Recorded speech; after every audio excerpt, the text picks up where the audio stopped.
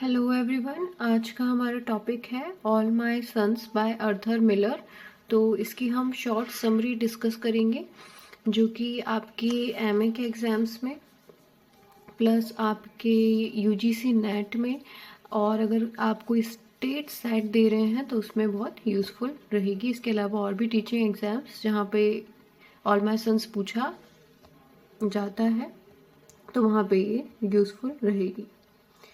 So let's start. तो मैं इसकी एक डिटेल शॉर्ट समरी लेके आई हूँ। All my sons is a social tragedy written by Arthur Miller. तो सबसे पहली बात तो हमें यही याद रखना है कि all my sons Arthur Miller का एक वर्क है और ये एक सोशल ट्रेजिडी है। सोशल ट्रेजिडी मतलब सोसाइटी से रिलेटेड जो भी फैमिली लॉयल्टी सोशल एथिक्स बताए हैं इसमें सोसाइटी से रिलेटेड उसकी ये एक ट्रेजिडी है, सोशल ट्रेजिडी सेट इन पोस्ट वर्ल्ड वॉर सेकेंड। तो सेटिंग इम्पॉर्टेंट है, सेटिंग पूछी जाती है कई बार। तो post world war second America. The play focuses on the moral responsibility, guilt, family loyalty and social ethics. तो इस का अगर कंक्लूजन देखें तो ये ही बताया गया है कि खुद के पर्सनल बेनिफिट के लिए हम कैसे सोशल एथिक्स को भूल जाते हैं, तो उससे डील करती है ये स्टोरी, इसलिए इसे सोशल ट्रेजिडी कहा गया है। ठीक है। It revolves around the Keller family. इसकी मेन जो फैमिली है जिसके बारे में बात होती है उसका नाम है Keller family, who appear to live a peaceful and successful life. तो ये एक पीसफुल और सक्सेसफुल लाइफ जी रहे होते हैं, but their past hides a dark secret. लेकिन इनके पास्ट में कुछ डार्क सीक्रेट छुपा हुआ रहता है connected to the deaths of American soldier during the war, जिससे जो किससे रिलेटेड रहता है कि कैसे अमेरिकन सोल्जर्स की डेथ हो जाती है ड्यूरिंग दी वॉर। और इसकी जो मेन कैरेक्टर है वो है जो केलर, सक्सेसफुल बिजनेसमैन है who owns a factory that supplied airplane parts. जो एक ऐसी फैक्ट्री चलाते थे जो कि सप्लाई करते थे एयरप्लेन के पार्ट्स को। एयरप्लेन में जो एरोप्लेन में पार्ट्स लगते हैं तो जैसे इंजन बनाना, ये सब चीज़ें वो सप्लाई करते थे ड्यूरिंग वर्ल्ड वॉर सेकेंड के टाइम पे। तो ये कैरेक्टर इंपॉर्टेंट है जो केलर। हिज पार्टनर स्टीव डीवर, और इनका एक पार्टनर था Steve Deever, was arrested for sending defective cylinder heads to the army. उसको अरेस्ट कर लिया गया क्योंकि जो केलर के पार्टनर स्टीव डीवर ने डिफेक्टिव सिलेंडर भेज दिए थे टू दी आर्मी।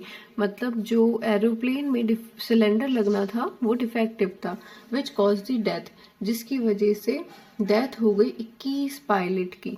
21 पायलट जो कि हम अमेरिकन सोल्जर्स की बात कर रहे हैं, तो उनकी डेथ हो गई।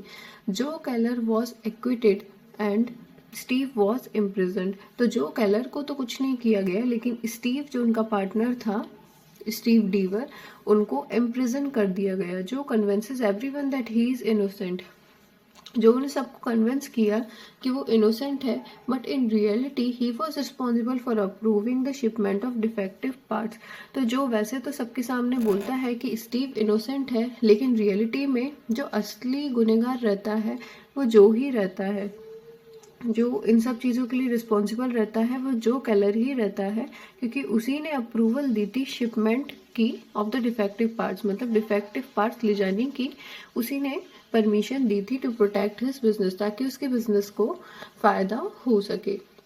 जोज वाइफ केट केलर। अब आती हैं जो की wife Kate Keller refuses to believe that her elder son Larry is dead in the war. अब केट केलर को इस बात पे यकीन ही नहीं होता कि उसका एल्डर सन लैरी उस वॉर में, जो वॉर चल रहा था वर्ल्ड वॉर सेकेंड, मर चुका है उसमें उसका elder son Larry Keller. She emotionally connects Larry's disappearance with Joe's crime. तो वो क्या करती है, वो कनेक्ट कर देती है दो चीज़ों को, लैरी का जो गायब होना रहता है और जो ने जो क्राइम किया है उसको वो कनेक्ट कर देती है, believing that Larry would never accept his father guilds.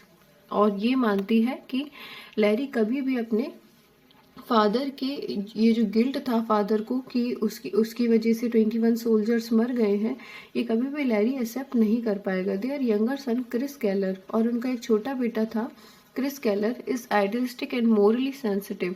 तो ये बहुत ही अच्छा बच्चा था, मोरली सेंसिटिव था। He feels guilty for surviving the war, और ये भी उस वार में था लेकिन ये सर्वाइव कर जाता है और इस बात के लिए उसे गिल्ट होता है। While his fellow soldiers dead, क्योंकि उसके आसपास के सोल्जर्स मर गए थे। And believes in honesty and justice, और ये ऑनेस्टी और जस्टिस पे बिलीव करता है। एन डीवर डॉटर रहती हैं स्टीव डीवर की, जो हमने पहले स्टीव डीवर पढ़े थे जो कि पार्टनर थे जो केलर के, तो उसकी डॉटर का नाम रहता है Ann Deever. Returns to the Kellers house, और वो केलर्स हाउस में वापस जाती है। She was engage to Larry before the war, और एन डीवर की जो है एंगेजमेंट हो चुकी थी लैरी से, जो कि अब मर चुका है। And now wants to marry Chris, और अब ये उसके छोटे भाई क्रिस से शादी करना चाहती है। केट अपोजेस दिस मैरिज, और जो केट केलर है वो इस मैरिज को लेके खुश नहीं थी, क्योंकि वो अभी भी नहीं मानती थी कि उनका जो बड़ा बेटा है लैरी वो जा चुका है। Kate opposes this marriage because she believes Larry is alive. And Ann carries a letter from Larry, लेकिन एन जो है वो एक लेटर बताती है जो कि लैरी ने उसे दिया था, विच लेटर रिवील्स द ट्रूथ, जिससे ये सच सामने आ जाता है कि हाँ लैरी अब जो है वो मर चुका है। इसी वजह से लैरी, उसमें ये लिखा था Larry committed suicide after discovering his father's involvement in the crime.